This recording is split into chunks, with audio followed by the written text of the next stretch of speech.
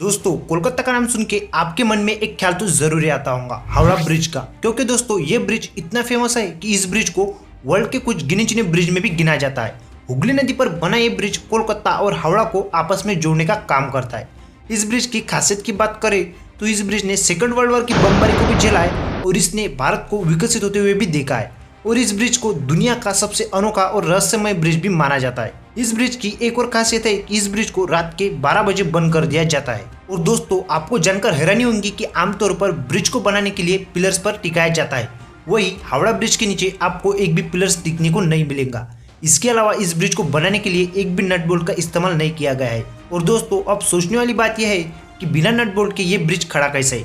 तो क्या है हावड़ा ब्रिज की सच्चाई, आइए जानते हैं आज के इस वीडियो में।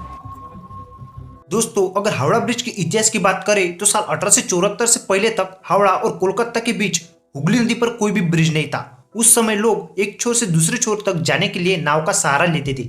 लेकिन साल 1862 में ब्रिटिश इंडिया गवर्नमेंट ने हुगली नदी पर ब्रिज बनाने का फैसला लिया ताकि लोग आसानी से आ जा सके।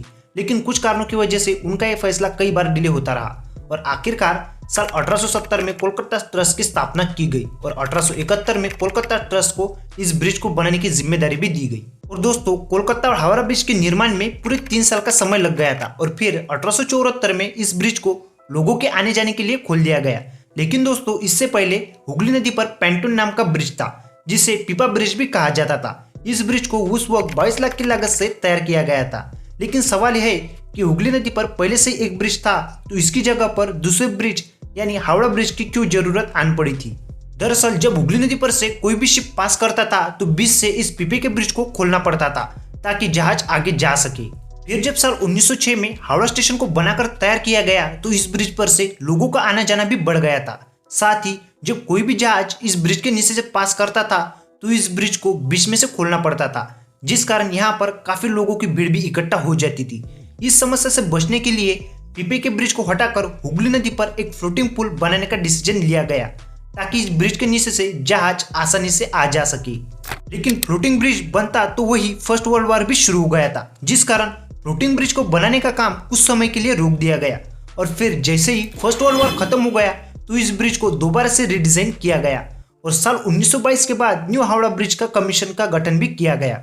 साथ ही ब्रिज को बनाने का टेंडर भी निकाला गया और उस समय सबसे कम बोली एक जर्मन कंपनी ने लगाई थी। लेकिन उस समय बात आगे बढ़ती तब तक जर्मनी और ब्रिटेन के बीच रिश्ते खराब होने लग गए थे, जिसकी वजह से साल 1935 में ब्रिटिश गवर्नमेंट ने जर्मन कंपनी से ब्रिज बनाने का कॉन्ट्रैक्ट भी कैंसिल कर दिया। और उसके बाद ब्रिटिश गवर्नमेंट ने हावड़ा ब्रिज अमेंडमेंट नाम का एक बिल भी पास किया और the Braithwaite Burn and Joseph नाम की कंपनी को इस कॉन्ट्रैक्शन का काम भी दे दिया। और कॉन्ट्रैक्ट देने के साथ ही ब्रिटिश गवर्नमेंट ने यह भी कह दिया कि ब्रिज के नीचे एक भी पिलर्स नहीं होना चाहिए ताकि ब्रिज के नीचे से आने जाने वाले जहाजों को कोई भी तकलीफ ना हो। और फिर काफी सोच विचार करने के बाद इंजीनियर्स ने ब्रिज का डिजाइन बनाकर तैयार किया, जिसमें उन्होंने 4 पिलर्स बनाए। इन पिलर्स को ब्रिज के दोनों सिरों पर लगाने की बात कही और ब्रिज का ये डिजाइन अंग्रेजों को भी काफी पसंद आया और इसी तरह से हावड़ा ब्रिज बनकर तैयार हो गया। दोस्तों पूरा हावड़ा ब्रिज नदी के दोनों किनारों पर बने 280 फीट ऊंचे खंभों पर ही टिका हुआ है और ब्रिज के दोनों खंभों की दूरी की बात करें तो 1500 फीट की ही है। लेकिन इसके बावजूद भी हावड़ा ब्रिज कई सालों से मजबूती से खड़ा है। और दोस्तों हावड़ा ब्रिज की सबसे बड़ी खासियत यह है कि इस ब्रिज को बनाने के लिए एक भी नट बोल्ट का इस्तेमाल नहीं किया गया है, बल्कि इसको बनाते समय स्टील की प्लेटों को जोड़ने के लिए मेटल की बनी किलो का यानी रिवेट्स का इस्तेमाल किया गया है। और दोस्तों आप में से ज्यादातर लोगों को ये बात मालूम नहीं होगी कि इस ब्रिज को बनाने के लिए कुल 26,500 टन स्टील की जरूरत थी जो ब्रिटेन से आ रही थी। लेकिन उसी समय साल 1939 में सेकंड वर्ल्ड वॉर की वजह से ब्रिटेन से स्टील आना बंद हो गया। तब उसी समय 23,500 टन स्टील की सप्लाई खुद टाटा स्टील ने की थी, जिसके बाद साल 1942 में ये ब्रिज बनकर तैयार हो गया और इसे बनाने के लिए उस समय कुल 2.5 करोड़ की लागत भी आई थी। और इस ब्रिज की कुल लंबाई 1528 फीट है और इसकी चौड़ाई 62 फीट की है। और जब ये ब्रिज बनकर तैयार हो गया था तो ये दुनिया का तीसरा सबसे बड़ा कैंटिलीवर ब्रिज था और आज ये दुनिया का 6वां सबसे बड़ा बिजी कैंटिलीवर ब्रिज है।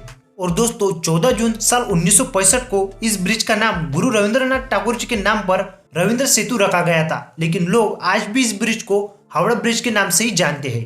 दोस्तों आपने एक बात तो हावड़ा ब्रिज के बारे में हमेशा ही सुनी होगी कि हावड़ा ब्रिज ने सेकंड वर्ल्ड वॉर की बमबारी को भी झेला है। तो दरअसल हुआ यूं था कि सेकंड वर्ल्ड वॉर के दौरान जापान और चीन के बीच भी युद्ध चल रहा था, तो ब्रिटेन और अमेरिका चीन का सपोर्ट कर रहे थे। वो चीन को युद्ध का सामान भी पहुंचा रहे थे, जिसके लिए वो भारत के रास्तों का इस्तेमाल कर रहे थे। ऐसे में अगर जापान इस सप्लाई चेन को तोड़ देता तो ब्रिटेन और अमेरिका का सामान चीन तक पहुंच नहीं पाता। और इसी सोच के साथ जापान ने कोलकाता पर रात के वक्त बम गिराया था। जापान का टारगेट था हावड़ा ब्रिज और बंदरगाह, जो उस टाइम सबसे बड़े ब्रिज के लिस्ट में तीसरे नंबर पर शामिल था। और दोस्तों, जापान द्वारा रात में की गई बमबारी में कोलकाता की कई सारी बिल्डिंग्स भी तबाह हो गई थी। साल 1942 से 1944 के बीच जापान ने कोलकाता पर कई बार हमला किया था, लेकिन हावड़ा ब्रिज हर बार बचकर निकला। और एक बार तो यह बम ब्रिज के काफी नजदीक भी गिर गया था, लेकिन उस समय भी ब्रिज को कुछ भी नहीं हुआ था। और दोस्तों, हावड़ा ब्रिज को लेकर एक और कहानी है कि इस ब्रिज को हर रोज 12 बजे बंद कर दिया जाता है। दरअसल बात यह है कि यहाँ के लोगों का मानना है कि इस ब्रिज को जिस इंजीनियर ने बनाया था, उन्होंने इस ब्रिज को लेकर बताया था कि यह ब्रिज जब भी टूटेगा वह समय 12 बजे का ही होगा। लेकिन उन इंजीनियर्स ने यह नहीं बताया था कि वह समय दिन के 12 बजे का होगा या रात के 12 बजे का होगा। इसी वजह से जब भी घड़ी में 12 बजते हैं तो इस ब्रिज को कुछ देर के लिए बंद कर दिया जाता है। तो दोस्तों, ये थी हावड़ा ब्रिज की कहानी। आपको कैसी लगी हमें कमेंट बॉक्स में जरूर बताइए। अगर वीडियो अच्छी लगे तो वीडियो को लाइक और चैनल को सब्सक्राइब भी कर दीजिए। और दोस्तों, अगर आपको हावड़ा ब्रिज के बारे में और भी डिटेल में जानना है तो आप मुझे कमेंट बॉक्स में जरूर बताइए।